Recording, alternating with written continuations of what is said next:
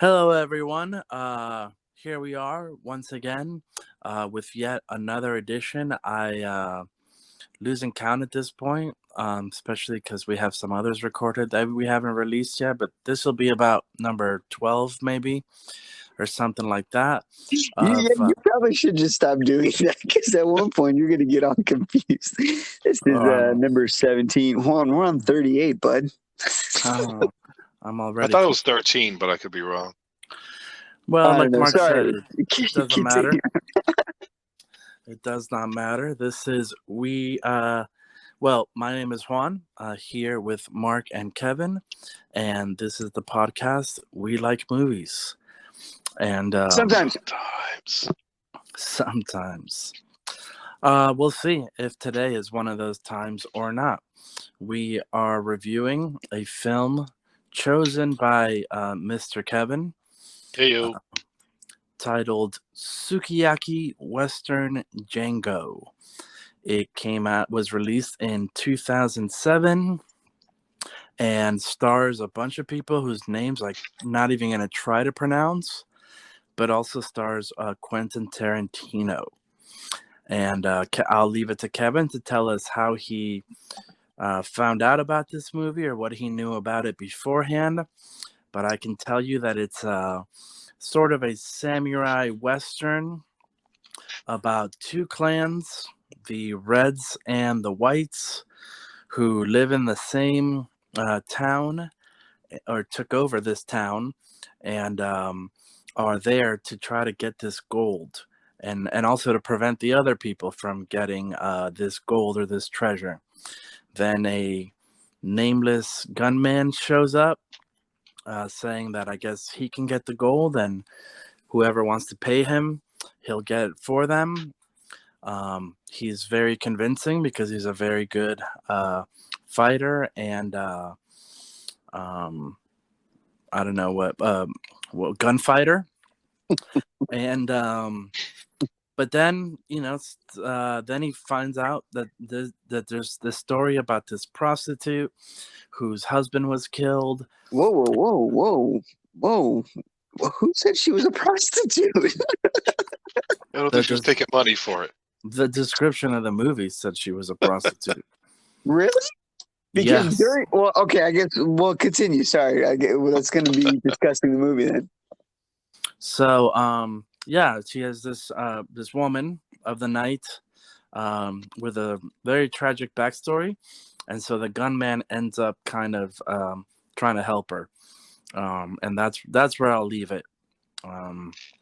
Anything you guys want to add or want to jump into just your initial reaction to this film? Just jump in, both feet. It's kind of racist that you only pronounce the white guy's name. It's out of respect. I'll pronounce. I'll maybe go for the director, who I think is Takashi Miike. He's got two eyes, so I think it's a Mike. Oh, that was great. Yeah, okay. Sorry, go ahead, Kevin. All right. So first, I want to lead off with letting y'all know that Westerns are probably one of my favorite genre of movies. What? Like, I know. I remember a couple episodes ago you mentioned you didn't like them, and I was like, all right, I'm saving this. It is. It's probably definitely one of my top three, if not like my top one. I love Western movies. When I saw the poster, talk about them. You're never like, oh, guys, we should watch this Western movie. Well, no, because I like them. I understand why people don't like them, but I love. So when I saw it, it did remind me of A Fistful of Dollars, which was based on Yojimbo, which also I like because I do like older samurai movies. Also, a lot of Akira Kurosawa stuff.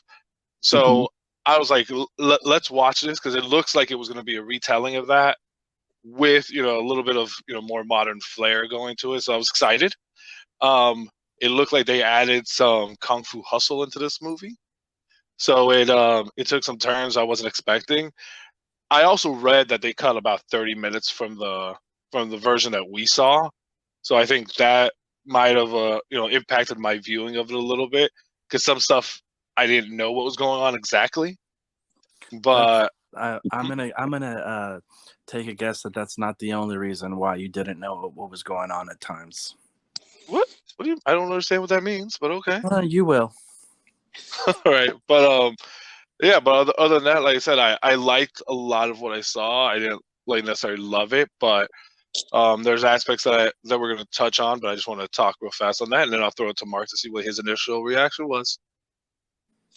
I'm kind of still stuck on the whole I love Westerns thing. I love them. But you don't talk about them. You don't. I don't like it, it's not a love where I have where I'm like, oh guys, y'all gotta watch this Western. No, like I watch it. I saw the remake of Magnificent Seven in theaters with my brother, like at a midnight showing. I was like, Ken, do you want to go? We went to go see it because I really wanted to see it. Like I said, that's what I'm saying. Like, you've never expressed like, oh man, I really want to watch this movie because it's a Western and I have a thing for Western. Like, there's so many chances for you to bring that little fact up about you, and you just laid it out right now, and I'm just like dumbfounded. I feel like I don't know you. There's not that many chances. I mean, when you think about it, there's like one good Western that comes out every 10 years now. That's what I'm wondering. What he likes. But like. But I've wanted to watch this movie before we even started doing the podcast. So once we said, "Oh, yeah, we're gonna pick," I'm like, I put it on my list. I'm like, all right. At one point, we're gonna watch it together because I didn't want to watch it without you guys. So I was like, all right, let's do this. All right, we got to move past this, Mark. Yeah. All right. Yeah. Mark? Okay. That, I guess that'll be like off screen. I'm shocked. Okay. So I will say Tarantino was so hilariously bad. His third accent really almost bothered me. Thank you. I counted at least 3. It was one of them, which was like racist and offensive. Well, yeah. So he was talking normal at first, and then he is explaining. I always have subtitles on, so it said in Japanese voice, blah blah blah, and he started talking like that, and I'm like, okay. I get it. He's doing it for added effect. But then when he comes out in the wheelchair, all like as a curmudgeon, he's got like a completely different accent. I'm just like, I don't know. Is this a time traveling? What was his name? Paragon? Paringo. I'm like, is this a time traveling Paringo? Is this an incest baby Paringo? Like, I don't understand what's happening right now. Sorry, I'm just getting into it. I realized I didn't really give my thoughts. I am very, very torn on whether I really love this movie or if I just like it. There's things that I dislike, but I like heavily dislike them. And then there's things that I like and I really like them. So I'm just like, I don't know. I don't know. There were times where I didn't know what the hell was happening. And even though they were speaking in their, really broken English, it felt like I was listening to something in another language. The story just kind of went off. I feel like it was just like a bump of coke and they just started writing and then back on track. It was just, it was kind of crazy, but I didn't mind it. I kind of figured what I was getting into when I saw the poster. I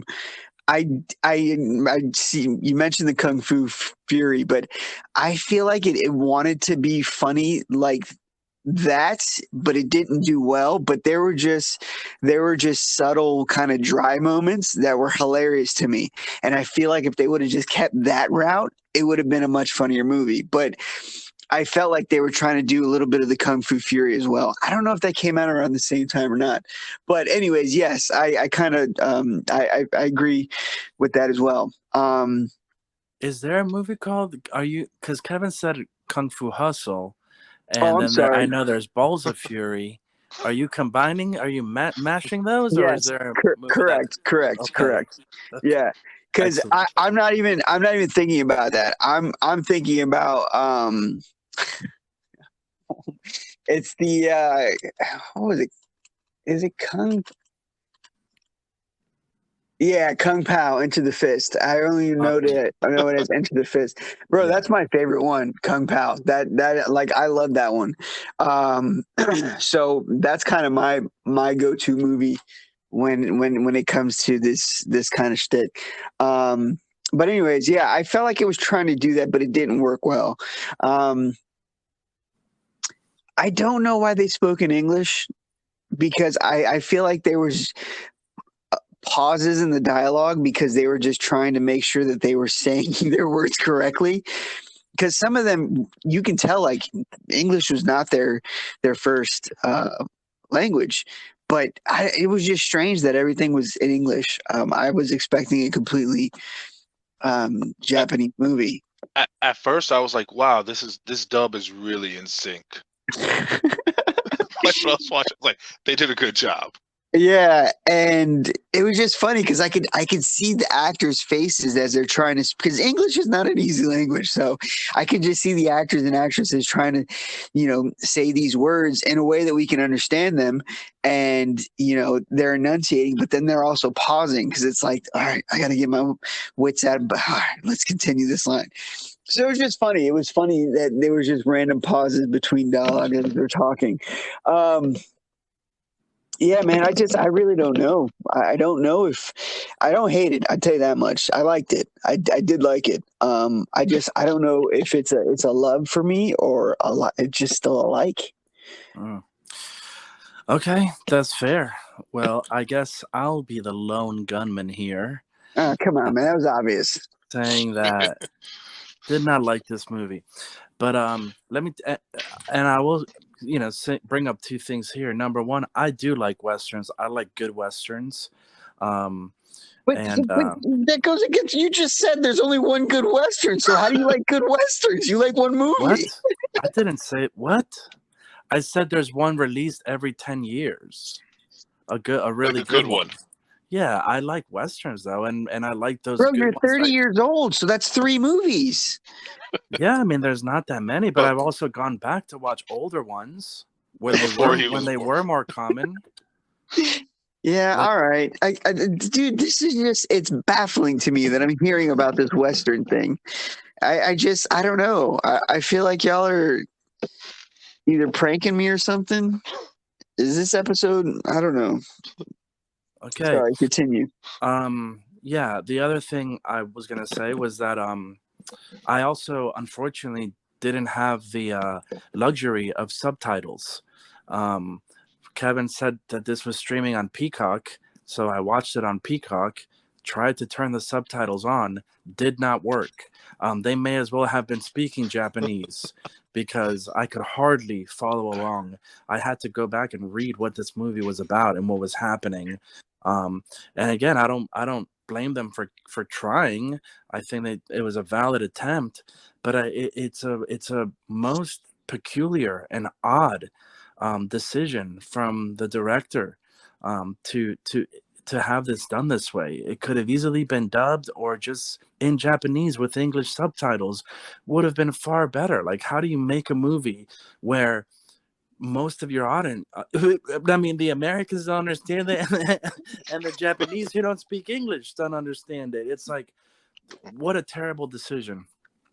But yeah. One point on Peacock, for some reason I wish you would have texted me, because if you put the subtitles on and it's not playing, if you back out the movie and then go back in, the subtitles will appear. For some reason, they will never appear like originally. You have to back out and then go back in, because I watch it with subtitles. Yeah, that'll be helpful for the next time. I honestly just, this movie was already so strange, because it's a Western with like samurais. And so I don't know. I just thought it was a decision by the director. Like, no, I don't want subtitles. So, but I did do something different this time. And I guess I've been a little disappointed in myself with my effort over the last couple of movies that we've done. Just feel like it hasn't maybe been my best, and so I wanted to, I guess, quote unquote, try in this one. So actually, after the movie ended, I kind of wrote a little review. So if you guys can spare a couple minutes, it's just 2 paragraphs. I'd love to Yeah, I read. mean, yeah, I Wait, can how go long to are the these paragraphs? restroom. They're just 2 paragraphs, Are No, you 3 kicking us pages long. out? no, no, no. I Oh, would. we can stay and listen? I hope that Okay. this will be something that you can comment on, and it's just a more organized version of my thoughts on it. All right. So okay, Oh, I hope it's like a beatnik. all right. Go ahead. My father loved spaghetti westerns, and particularly loved the Dollars trilogy starring Clint Eastwood, which Sukiyaki Western Django is paying tribute to, along with Yojimbo by Akira Kurosawa and other spaghetti westerns by Sergio Leone and Sergio Corbucci. While I was too young to enjoy these movies the way that my father did, I do remember them some, as well as having gone back years later to watch The Good, the Bad, and the Ugly, which was by far his favorite. I remember there being minimal dialogue and something about the characters, particularly the main character, that was always distant and mysterious. That, along with the fact that the protagonist of these movies is usually an anti hero, in that he has a certain code of ethics, which is gray to say the least, he often seemed to be perhaps just a slightly better person than the guys he was trying to mow down, or at least morally better than them in his current circumstance. For all intents and purposes, Takayashi's Mike's protagonist, the lone gunman, shows fewer signs of an elastic morality, although he definitely takes advantage of sleeping with the prostitute. But in the tradition of the Dollars trilogy and other spaghetti westerns, he is mysterious, distant, impersonal, stone cold, and unrelatable. I have to agree with Will Sloan of Inside Toronto, who wrote that Sukiyaki Western Django is an empty spectacle. Sure, it may be fun to watch characters getting shot in creative ways or dying in visually striking shots, swords slicing through bullets and women licking smoking guns, but a movie like this may as well be the equivalent of watching an ant circus because you simply cannot indulge in the immersive experience that takes place when you can relate to characters and therefore experience any type of catharsis, mental or emotional expansion, or introspective growth. The great Quentin Tarantino was in this movie, and of him, Sloan writes, Kill Bill was a comic book, yes, but Tarantino allowed his actors room to create characters the audience could care about, while Mike, by having his cast speak awkward English, is perversely trying to keep their characters two-dimensional and keeps the audience distant. I could not agree more. I had to go back and read about most of what took place in this movie because it was almost impossible in most shots to understand what the characters were saying. What an odd choice. There were also difficult and unnecessary scenes to sit through, like when a woman has her husband murdered in cold blood right in front of her and is immediately raped right after. While those scenes certainly do a good job of coloring the darkness and cold evil of these characters, it also makes something that is supposed to be an entertaining spectacle vastly less entertaining. In conclusion, I do appreciate the attempt to pay homage to a classic genre and a significant era in cinematic history, which no one has done more justice to than Quentin Tarantino, by combining westerns with samurai films and aiming for a harmonious melding of Eastern, Western, and European influences. But the movie lacks depth and weight, and therefore fails to connect in any meaningful or significant way, and even as a spectacle, it is almost instantaneously forgettable. Worse than that, it is a thief, as those are 90 minutes I will never get back. Come on, it wasn't that bad. You're not gonna get those 90 minutes. Well, first, I don't know if I'm disagreeing with you or Mr. Sloan. No, I mean, I guess, no, his quote was short. I mean, he did the thing about the two-dimensional characters. Oh, But because the you rest, didn't say Yeah. end quote, so I didn't know when it ended. oh, So, sorry. Here's the thing about that. Why would you want to be immersed in this world where you see all this fighting and like I don't understand the immersion, that this isn't a drama, this isn't a romance, this isn't Yeah. a mystery. Those movies require more immersion. But if I'm looking at an answer, because you best believe I just want to be on the outside. I don't want to be immersed in an ant circus. So I don't know. It was just, I thought that was like the most striking thing that stuck out. Everything else, I really I can't argue too much about, and I see what you guys mean about the prostitute. So you mean that? So I was talking about when the son brought her home, she wasn't a prostitute then. No, No. so what the Okay, description that's said what I'm was, thinking. yeah, no, what the description said was that basically, in order to protect her son after that, she kind of became a prostitute to that Yes. gang. Okay. Because you said in your description, you said that the son brought home a prostitute, and I was like, whoa. We don't know if she was a prostitute. And you're like, that's what it said. Okay. Yes. When she went to the white side, yeah, But those are her people. She came from the whites. Yeah, Yeah. So she went back to she went back to Hoenn. Yeah. And it was interesting because that question was asked: did you do this for your son's safety, or did you just do this for vengeance? And I was like, ooh, that's a good question. I don't know. I do think you should give it another shot with subtitles, Juan, because it's not a perfect story, but I mean, I really think there are more tributes that you missed. Because the things that you're describing, I'm like, yeah, I mean, I saw that stuff, and I don't like Westerns. So I feel like, I don't know. Now, I will say, if you've already written off the movie, then there's no point. But No, I don't know.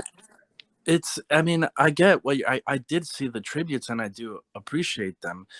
But it's kind of like looking at a, Picasso, like Cubist painting. It's just a bunch of, random shapes that don't really fit together. Actually, I'm not doing Picasso justice, but No, it's just it's another artist's take on Picasso. You just don't like his take. No, I mean, I like it. For example, like Quentin Tarantino does the same thing, and his movies are full of, tributes and shout outs and Yeah, even but it's a sometimes story you can understand and you're invested in. a story and characters, right? So Yeah. that's what I'm saying. Like, I liked certain things, but at the end, this did not accomplish that in any way, shape, or form. And I do have a question, and I think even right there in that statement, you kind of answered your question about, like, yeah, I don't need to be immersed in the sense of like putting on a VR, virtual reality set, and like being a part of this world, and like seeing the gore right in front of me. But I need to have a connection to care.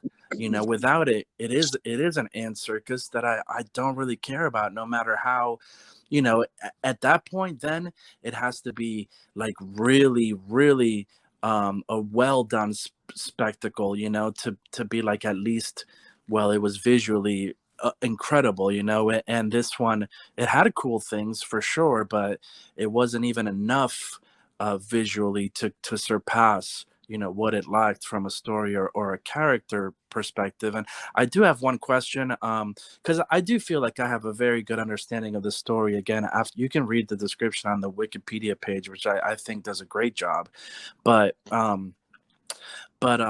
do, yeah, have a question, which is, so my favorite character in the movie was Bloody Benton, and but like, did she just wait like until so long to like get her revenge because she knew she couldn't take on everyone by herself, or like, why did she not But do she anything? did take on everybody by herself. I know. So like, I think- why did she wait so long?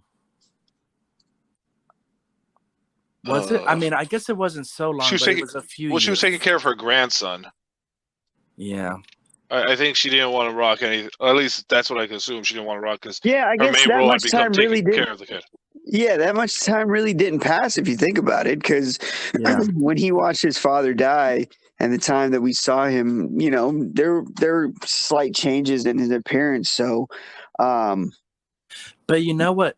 I guess timelines are kind of confusing, because I guess it made it seem to me like so much time has passed, because again, Quentin Tarantino is so drastically older when he comes in next, and then she's also so drastically older. And so I just think I get it, but I think it wasn't presented well, because even the timeline was a little bit confusing, to where it you have to base it off of the kid because the kid hasn't aged that much more. Yeah. But it almost seemed like everyone else there's- kind of had. No, there's one point when they were talking about when the gangs came in for the gold and everything. I want to believe she said it was like 2 months from when the other gang showed up. She goes, and then 2 months ago, this gang showed up, and they were content to let them. And I think that's when the killing happened. It was only a few months from when Akira had died. Yeah. So maybe Benton just didn't know when she wanted to exact her revenge.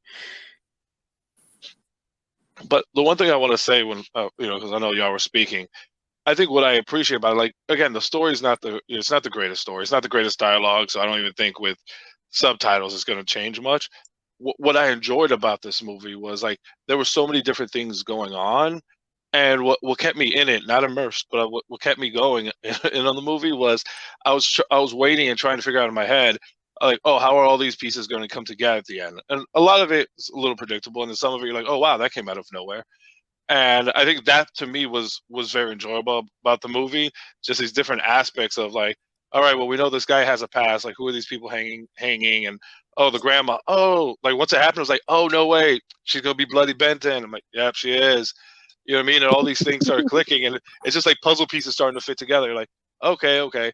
And even at the end, when at the end, I know it was just like a really quick tag on at the end. It's like, and the boy grew up and moved and became Django. I was like, oh, that was out of nowhere. I was like, I want to see that story.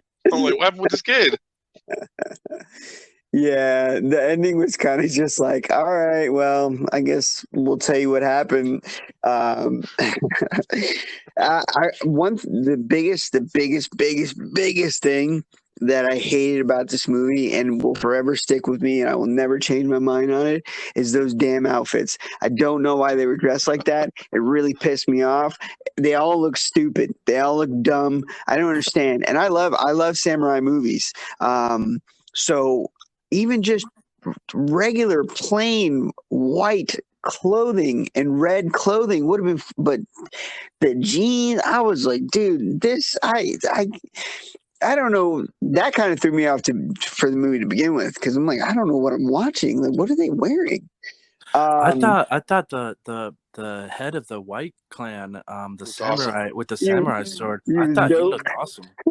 He came out with his headdress at the beginning when they first arrived, and he walked out. I was like, oh dang, but he stopped wearing that, so he wasn't cool anymore. He looked like a freaking lead singer for a band. You like the little cape thing he had going? Yeah, man. So that for me will always be like, I can't get into this movie. It's just so terrible. But on the complete other side, what I loved was the gory. Everything about it just made me go, wow, this is great. My favorite scene was with the sword in the head. I mean, I thought that guy had great acting. He was like doing the slow claps and his eyes were twitching. I'm like, dang, it looks like he really got cut in the head. But it was awesome. I loved it. I like the hole in the guy's torso, and then the arrow that was shot through the hole to kill someone else. The guy just pulls another one as a body shield. Yeah. See, it's just stuff like that. And then, what was his first name? Miyamoto. Anyways, when he goes that for now will be known as Henry. Dude, I died laughing. I was like, all right. So just like things like that were funny. But what made me think about Kung Fu, I almost say Kung Fu Fury again. What makes me think about those movies, Kung Pao and all those, is that the actors, they were doing a lot of overacting in their scenes, like a lot of overacting. And that's what you do in those type of, those movies. So that was another thing that made me go, oh, okay, this is one of those movies, but it never got there. Like they kept trying, but it's like, oh, there's nothing that's really like, I feel like they want to be over the top and outlandish, but they're not really doing anything. I mean, the gore is there, but everyone's gory. I don't know. The slapstick isn't really coming around, but I feel like you want to do it. Yeah. So go ahead. Sorry, I thought about the slapstick, like when the red guy got shot off the horse, and he's just Yeah. laying there. Oh, sorry, he slow rolls out of the way. That was the like, best what? scene, bro. Yeah, I was like, this is awesome. And but then like I thought it was gonna be more like that, and then it just doesn't. And then guy starts Yeah. bending bullets at him. Yeah, he should have just started rolling down the whole mountain, and then he rolls Yeah. up into a bar and he gets up and gets a drink. Like that's what those movies do. But this one was just, aha, that was a funny moment. Yeah, all right, I guess it did make me chuckle, but for what you're offering him, it didn't feel right. Yeah, it was weird. I agree. I mean, it just wasn't consistent with a lot of those things. Take for example, in that same scene, the guy that was the sheriff, who was a very confusing character because like halfway through the movie, we find out he's a schizophrenic. But when he was like getting dragged by the horse and like had his back broken, and then the next scene he's fine. It was wild, man. And then the other thing that annoyed me was the hero, the lone gunman. He got beat up by the White Clan, and honestly, when you're talking about gore, like that scene didn't. He got punched a few times. Apparently, they beat him, near death. But no, when he rolled over and fell down, he had so much damage. I was like, man, those punches were loaded. yeah, I was like, what? Yo, this Red Clan don't play, or White Clan don't play. Yeah, I did think he died at one point because I'm like, oh, he's dead, and they showed Bloody Benton. I was like, oh, she's taking over the next half of the movie. Okay. Yeah, I was waiting for is it Magic Max? I thought he gave him the big pill.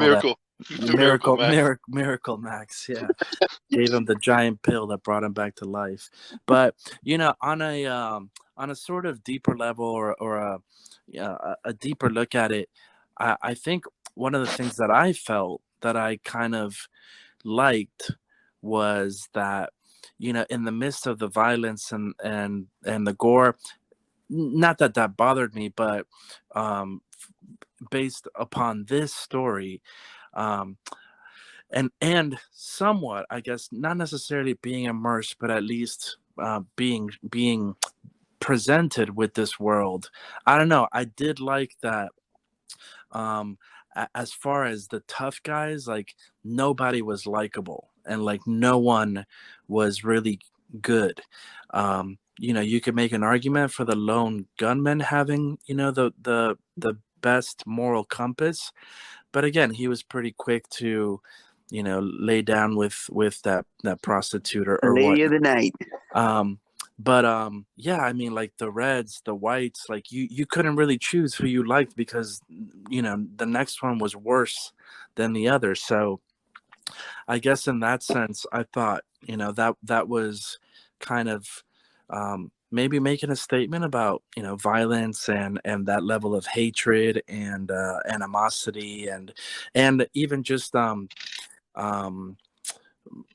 like bias. I can't think of what the word, like prejudice, against a different clan, a different gang or whatever, and just how senseless and thoughtless and silly like it all was. So I did kind of appreciate that sentiment in the movie. Yeah, you actually make me appreciate the ending more now because of the fact that it just kind of jumps over to Ben, and now this is the ending of the movie with Hideaji. Because that everyone else is just like even the gunman. I'm just like, I'm not rooting for him either. He's only showing up for money. He's not doing anything for a good reason. So I was kind of, now I'm happy how the movie ended. The one thing that, like, when I did look at it on a deeper level, because I did go back, I was like, all right, let me see what this was trying to say. I think one thing that stood out was like the need for vengeance always led to like the person who wanted vengeance getting hurt, and even how we mentioned about Bloody Benton, as long as she wasn't going for vengeance, she was living a happy life. She was raising this kid. Once she's like, all right, I'm gonna go for the revenge, she ends up getting killed.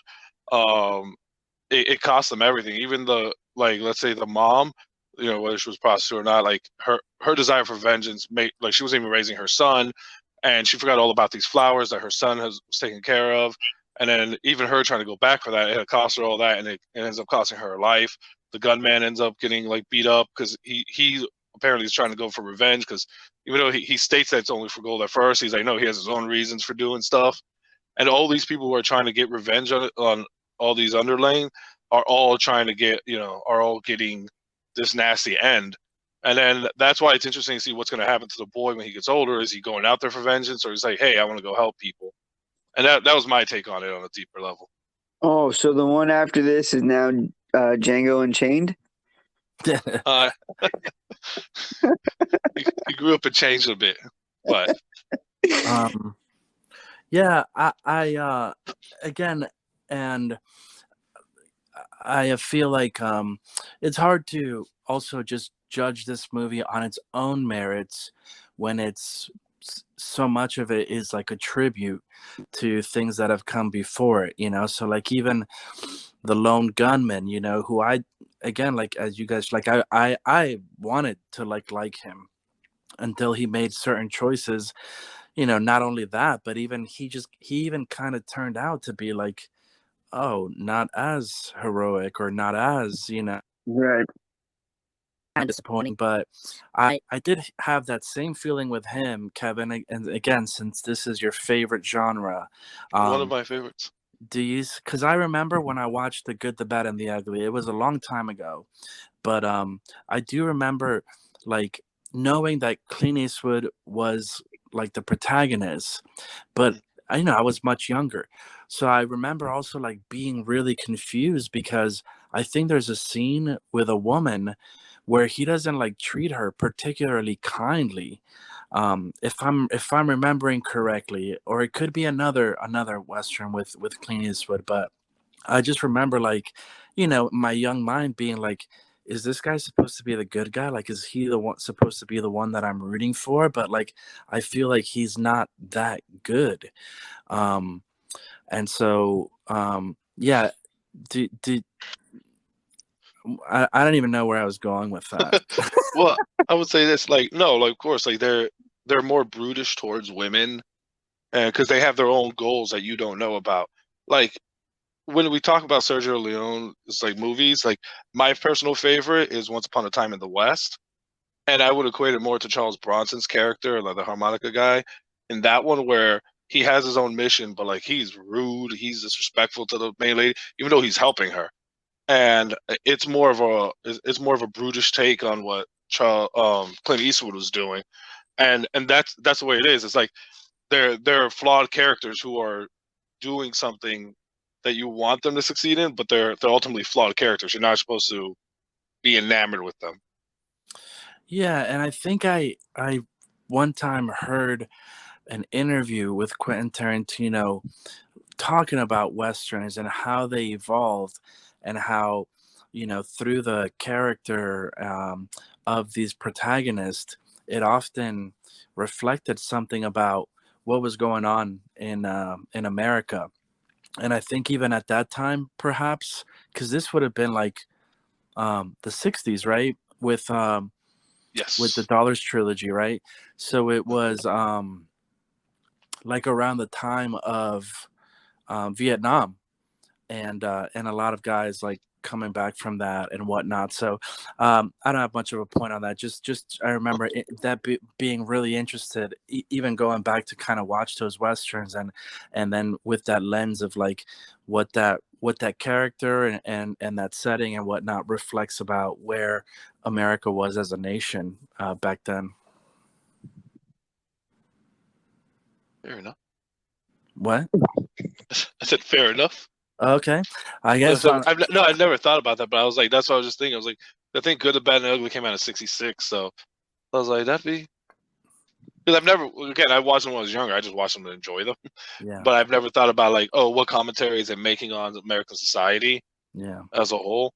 Yeah, but, yeah, because if I remember correctly, this was around the time that the Hateful Eight. I think it was an interview around the time of the Hateful Eight, and he was talking about the statements that his own movie was making about like the the climate and what he was trying to reflect, perhaps about the country or whatnot. So, yeah, I'll try to look for it and maybe send it to you. But Nice. I guess on that note, we can head into the ratings, and we will start with you, sir, the one who has chosen this movie. I was gonna say That's me. me. All right. Based on the fact that there's a lot I liked about the movie. It was entertaining. It's by far not perfect, and we have our carefully curated 1 to 3 system. I would give it a solid 2. I would watch it again. I would tell people, hey, catch it. Don't watch it with your kids, but watch it. Watch it with subtitles, and it's fun. So, yeah. Well, am I going next? And now to Mark. All right, so I am going to give it based on what I saw. 2 Little Jerry's. 2 Little Jerry's. Okay. Yeah, I will watch this movie again. I enjoyed a lot. Like I said, my biggest gripe will always be there, and I always scoff at the screen every time I see them in their jean cutout jackets. But other than that, it was a pretty good movie. I would watch it again, and 2 Little Jerry's for me. Remember, this was also from 2007, so go back and look at pictures in 2007. Maybe you weren't dressing like that, but I can certainly remember. But it's just the setting of the movie, I don't know. Yeah. So for my rating, and that was a 2, right, Mark? Yes, 2 Little Jerry's. So, I mean, would we put this? Is this a genre? Is this Pacific movie, you think, a subgenre all on its own, or is this to also be thrown in there with, with a Kill Bill or with a Django Unchained, or with some of these other Western style movies that are calling back to with these tributes and these type of things? I mean, I think this is a straight up Western movie. Yeah. Okay. So if we're saying that this is a straight up Western movie, then I can't give it more than a 0.5. Oh my god. And part of that is because no, I mean, even all right, I guess even 0.5 is too much. with subtitles, I could be convinced to maybe watch this again, especially because it's only 90 minutes. So if there was the guarantee of subtitles, I could be convinced to watch this again, only just to see if it makes the experience any better, because it really was a very bad experience having to watch this without subtitles. At one point, just throwing my hands up in the air in defeat, just saying, I'm just not going to understand most of this dialogue. So let me just try to catch whatever I can. But even still, I think that those flaws would be there. And so, yeah, I wouldn't. I mean, if it was... That sounds like a 1, bud. That sounds like a 1. No, I was going to say solid I wouldn't recommend this to anyone, and I, really wouldn't seek it out to like watch it again and whatnot. So 0.5. Yeah, but the fact that you're willing to watch it again with subtitles, that's a solid 1. No. Yes. So close. So close. I felt you on the edge. I thought I had it. Damn. So. Well, all right. Well, next time Juan comes over, I know what movie I'm recommending. Just put it on the big screen. Who's next? Oh, Kevin's. Or I'm sorry, Juan's next. I right? just went. No, I believe you're next, Vlad. Oh, me? Yeah. Yeah. All right, I'm gonna have to think then. Yeah. Well, anyways, hey, it's been real. I enjoyed this. I thought this was a very good pick, Kevin. A little outside the box. 2 outside, maybe, but outside it's good. I felt like that at one point when I was watching it. Only in the first half. Once it settled into itself, I was like, okay, I see what's happening here. Yeah, I mean, from my 2 cents, I would say I'm all for, not caring what anyone else thinks or who's listening or whatnot, but it couldn't hurt to maybe pick a movie that other people might also be interested in or might have heard of. 2-cent opinion and a 5-cent review. But no, keep it coming. We'll keep doing our thing. Yeah, you keep it up. I'm gonna start picking movies I know you're gonna hate. I need to pick movies that with you in mind. You better what? I'm convinced with the last one you picked, you subconsciously did that. No, I was hoping to bring you into something, but I got the wrong directions. I think he maybe you thought it was going to be like Zero Dark 30. Maybe, yeah. Such a good movie. I was waiting for Jason Bourne to pop up in that one too. All right, well, gentlemen. That's about the time for a man's got to do what a man's got to do. I got to go. All right. Love you. Go handle your business. Later.